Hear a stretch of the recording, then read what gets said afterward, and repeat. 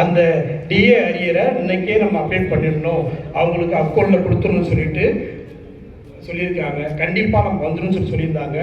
அப்படி இருக்கும்போது பார்த்தீங்கன்னா சேட்டரியில் வரும்போது டிஏ ஆடாய் வந்துச்சு. டிஏ அரியர் வரும்னு சார் சொன்னார, ரெய்சா சார் சொல்லியிருக்காங்க. நம்முடைய சங்கத்தோடைய அழுத்தத்தையும் மேற்கொண்டு சொல்லியிருக்காங்கல்ல, இன்னும் வரலையே சொல்லும்போது வரலையே சொல்லி நான் பார்த்துட்டு இருக்கேன். ஒரு வித்தின் ஒரு 2-3 ஹவர்ஸ்க்குள்ள நம்ம டிஏ அரியர் நம்ம அக்கௌண்ட் வந்துச்சு. இதை ஏன் நான் பதிவிடுகிறேன் என்றால், எங்களுடைய பதிவாளர் அவர்களும் துணைவேந்தர் குழு உறுப்பினர் அவர்களும் எங்களுக்கு செய்ய அவர்கள் தயாராக இருக்கிறார்கள். உங்களுடைய ஆணைக்காக அவர்கள் எதிர்பார்த்து கொண்டிருக்கிறார்கள். தயவு செய்து ஆணையிடுங்கள். எங்களுடைய கருத்துக்களை நீங்கள் ஏற்றுக்கொள்ளுங்கள். இன்று 3ஆம் கட்ட பேச்சுவார்த்தையாக இன்று நம்மளுடைய குழு தலைவர் அவர்கள், நம்முடைய போராளிகள் சென்றிருக்கிறார்கள். தயவு செய்து அவர்களுக்கு ஒரு நல்ல பதிலை நாளைக்கு காலையில் பந்தல் இருக்கக்கூடாதுங்க.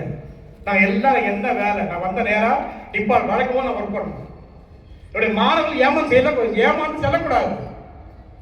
ஒவ்வொரு நாளைக்கு மாணவர்கள் ஏமாந்து செல்கிறார்கள். ரொம்ப கஷ்டமா இருக்கு. பிள்ளைங்கள்லாம் 4 மணிக்கு 5 மணிக்கு அவங்க அம்மா 4 மணிக்கு எப்பப்பா சாப்பாடு கொண்டு வந்துருங்க சார். எத்தனை மணிக்கு எங்க இருந்து வரீங்க? கடலூர் பக்கத்துலேருந்து சார், ஒரு கிராமம். அங்கேருந்து வந்து அதுக்கு பிறகு கடலூர் பஸ் ஸ்டாண்டு வந்து அப்புறம் ரயில்வே ஜங்ஷன் வந்து ட்ரெயினில் வரேன் சார். 7 மணிக்கு நான் ட்ரெயின் பிடிச்சா சார் இங்கே நான் 8 மணி 8:30 வர முடியும். சாப்பாடு எப்படிப்பா? சாப்பாடு கொண்டு வந்துருங்க சார். யார் செய்வா? அம்மா. எத்தனை மணிக்கு? 4 மணிக்கு சார். 4 மணிக்கு எழுந்து அம்மா சாப்பாடு செஞ்சு கொடுக்குறாங்க. அந்த சாப்பாடை பிள்ளைங்க இவ்வளோ தூரம் எடுத்துகிட்டு வந்து சாப்பிட்டு சும்மா போகக்கூடாது. இந்த பிள்ளைகள் எந்த நோக்கத்தோடு வந்தாங்களோ அந்த நோக்கம் நிறைவேறி செல்ல வேண்டும். ஒவ்வொரு நாளும் வகுப்பு அவங்களுக்கு சிறப்பாக இருக்கணும். நம்ம மட்டும் நாங்கள் ஏதோ சார் நீ சொல்லியிருந்தாங்க, நீங்கள் வந்து பார்த்தீங்கன்னா உங்களை பற்றி தான் சிந்திக்கிறீங்க. ஆசிரியர்கள், ஓய்வூதியர்கள், உங்களுடைய பணியாளர்கள் பற்றி தான் சிந்திக்கிறீங்க தவிர மாணவரை பற்றி சிந்திப்பது இல்லைன்னு சொல்லியிருந்தாங்க. இல்லவே இல்லை. நாங்கள் மாணவ பற்றி தான் சிந்திச்சுட்டு இருக்கோம். ஏன் நாங்கள் யாருக்காக வேலை செய்யறோம்? மாணவர்கள் இல்லையே, ஆசிரியர்கள் இல்லை. மாணவர்கள் ஆசிரியர் இல்லை அப்படின்னா பணியாளர்கள் இல்லை.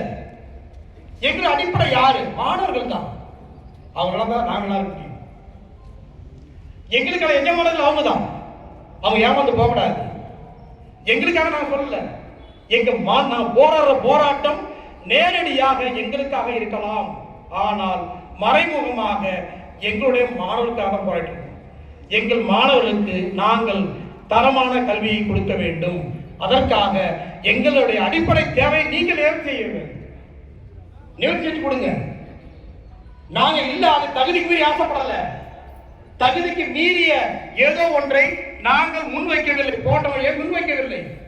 எங்களுக்கான தகுதி, எங்களுக்கு என்ன தேவையோ, எங்களுக்கு என்ன கிடைக்க வேண்டுமோ, எங்களுடைய அடிப்படை என்னவோ, எங்கள் அடிப்படையை என்ன எங்களுக்கு கிடைக்கணுமோ நான் ஆத்தாக்காரமா தவிர தகுதிக்கு மீறி நாங்கள் கேட்கவில்லை. நீங்க வேணா அந்த கோரிக்கையெல்லாம் படிச்சு பாருங்க. இதெல்லாம் தகுதிக்கு மீறியது வேணா நீங்க காரணத்தோட நீங்க செயல்படுங்க. கண்டிப்பா இருக்காது. நான் இங்க போராட்டம் நடப்பது பாத்தீங்கன்னா ஒரு தனி மனிதனோ ஒரு குறிப்பிட்ட ஏதோ ஒரு சார்பாருக்கு மட்டும் கிடையாது. இது அனைத்து தரப்பு, இந்த பணியிடத்தில் பணியாற்றக்கூடிய அனைத்து தரப்பு மக்களுக்கு சேர்ந்துதான் இங்க நம்ம போராட்டம். அதனால் இந்த இன்டர்மீடியட் அவர்கள்கிட்ட வந்து நாங்க எங்க கோரிக்கையை தயவு செய்து சொல்ல வைக்காதீங்க. நாங்க வந்து சும்மா கிடையாது. இங்கேருந்து சென்னைக்கு வர்றது, சென்னைக்கு அங்கேருந்து போறதெல்லாம் சும்மா கிடையாது. ஏன்னா ஒரு மனிதன் வீட்டை விட்டு வெளில போயிட்டு பணியிலிருந்து திரும்ப வீட்டுக்கு வந்தால் உயிர் நிச்சயம். எப்படி கடலுக்கு போயிட்டு கடல்ல இருந்து வீட்டுக்கு வந்தாதான் அந்த வீரர்களுடைய உயிர் நிச்சயமோ, அதே மாதிரி ஒவ்வொரு மனிதன். ஏன்னா அந்த காலம் மாதிரி கிடையாது. நம்ம நடந்து போகல, சைக்கிள்ல போகல, வண்டி வாகனம் உயிரை கையால் பிடிச்சி நம்ம ஒவ்வொரு நாள் வந்துட்டு போக வேண்டியதா இருக்கு. இங்கே சென்னைக்கு போய் சும்மா கிடையாது.